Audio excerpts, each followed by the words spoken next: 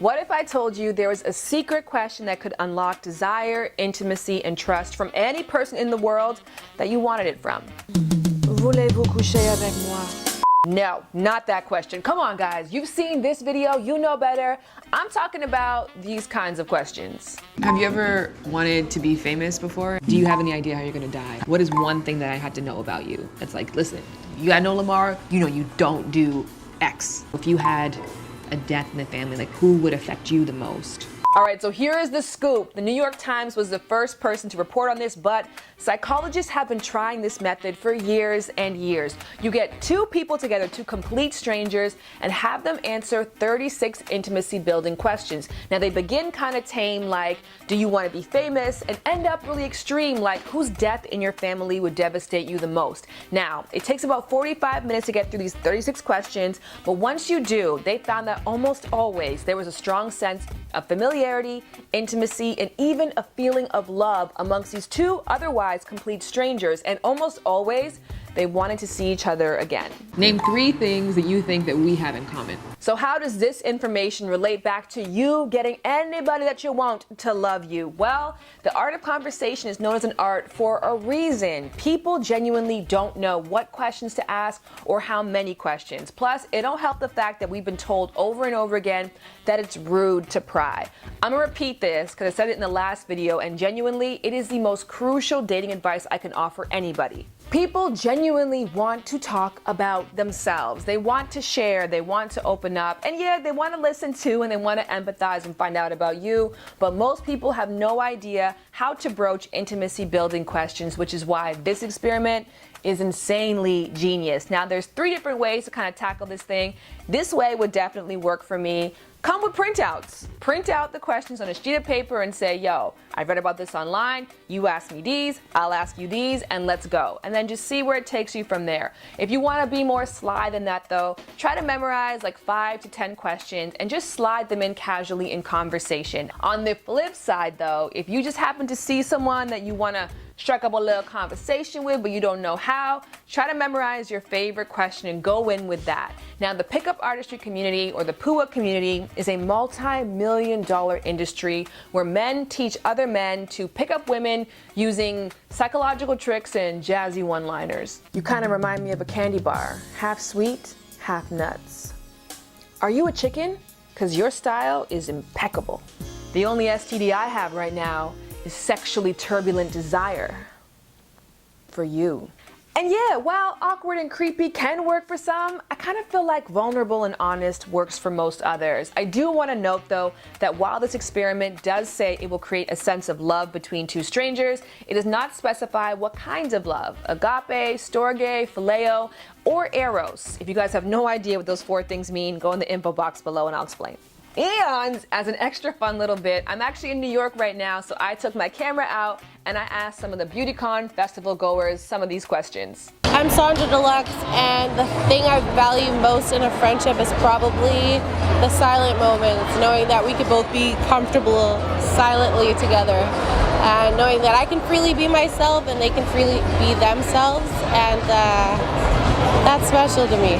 1 year ago, actually 2 years ago, I decided I would start my channel because school was so monotonous for me, and I was like, this isn't a great way to be living. Now that I'm doing what I love, I still am trying to reach for like this milestone of, I don't know, I guess like a vision that you have for your life. So for me, I would like to just spend every day eating really healthy food, doing yoga, being with my golden retriever, with my fiance, and yeah, just like kind of relax more, not work so hard, damn.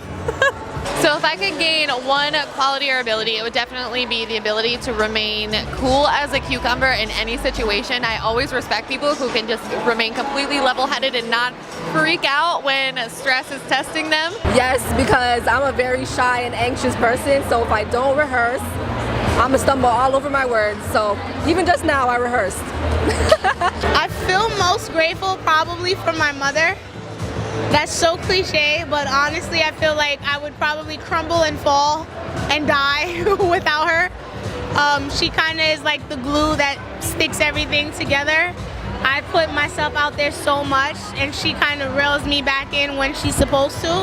If I could change anything about the way I raise, it would be my environment, because I was raised in a rural part of my country, which is Jamaica, and I would rather be raised in like the countryside where there's calmer and more collective people there. So with friendship, I think, you know, it has everything involved. We trust each other, we love each other, and no matter what distance or anything, we'll always have each other's back. I would like to be famous as a singer.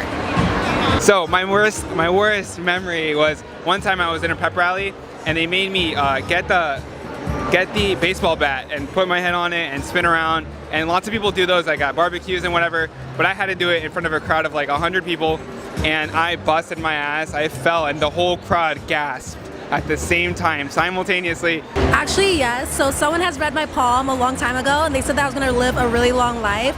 So I'm suspecting maybe I'll just die peacefully in my sleep. That's like the best thing ever, right? I wanted to know if asking these questions could again create a strong sense of familiarity and intimacy. Would this person walk away and say, that is my ideal match? Like, we are star-crossed lovers and I feel like I've known her my entire life. And of course, would he want a second date with me? Now, if you guys want to watch how that date went down and how I was able to segue 36 crazy questions in a 45-minute conversation, you have to go over to Full Screen to watch it. My show, Shambooty Is Your Perfect Date, is now in season 2, baby. So you can binge watch the entire first season, and of course, the second season has 3 episodes up right now. If you are an AT&T customer, you get 1 year for free.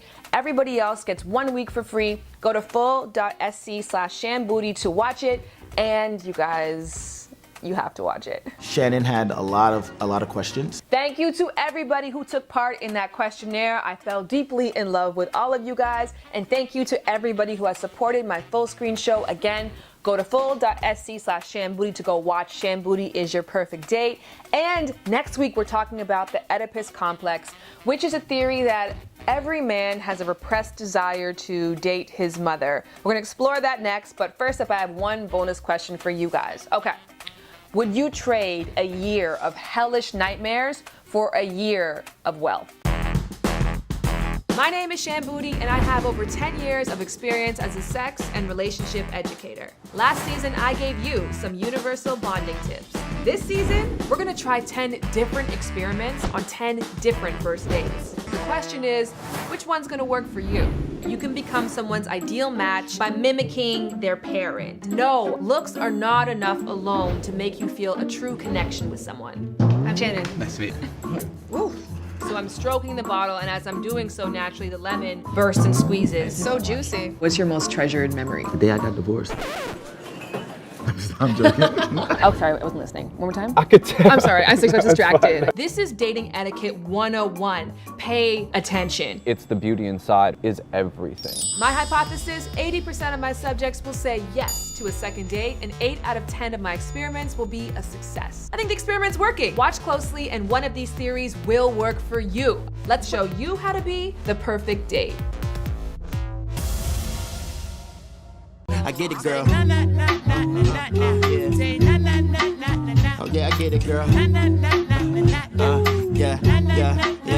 Yeah, I get it, girl. And if you don't know, get it, girl.